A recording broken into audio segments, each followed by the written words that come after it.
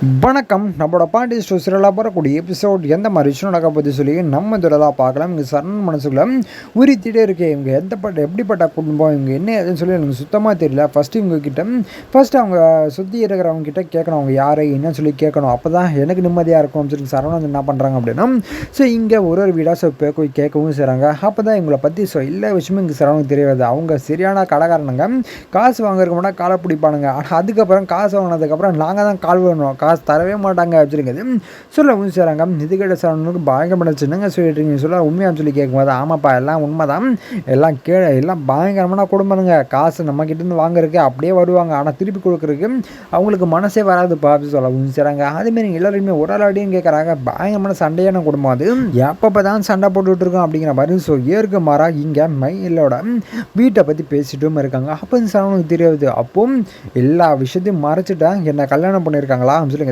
Sir வந்து முடிவு பண்ணிட்டு ஸோ இங்கே கடைக்கு போகவும் செய்கிறாங்க. அப்போ தான் சரவணுக்கு ஒரு இது வருது. ஆமாம், இவங்களுக்கு காசு கொடுக்குறக்கு ஆனால் இவங்க எப்படி மயிலுக்கு அவ்வளோ தங்கம் போட்டிருப்பாங்க அப்படின்னு சொல்லிங்குது.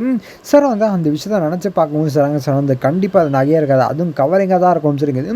சார் வந்து நினச்சிட்டு ஸோ உடனே எங்கள் வீட்டுக்கு போகவும் செய்கிறாங்க. இங்கே கோமதியை பார்த்து, அம்மா அந்த மாதிரி மயிலோட தங்கலாம் எங்கம்மா இருக்குன்னு சொல்லி விஷயம் சொல்லி கேட்கும்போது இங்கே சார் வந்து, இல்லைம்மா அவங்க அம்மாவுக்கு தேவைப்படுதாம்மா, மயில்கிட்ட சொன்னால் தரமாட்டான்னு சொல்லிட்டு என்கிட்ட சொல்லி அனுப்பிச்சாங்க, அவங்களுக்கு ரொம்ப கஷ்டமாம்மா, அதனால் நகையை மட்டும் கொடுங்க அப்படி மாதிரி கேட்டுட்டு இருக்காங்க. நீங்கள் கொஞ்சம் நகையை மட்டும் எடுத்து தரீங்களாம்மா அப்படிங்கிறது.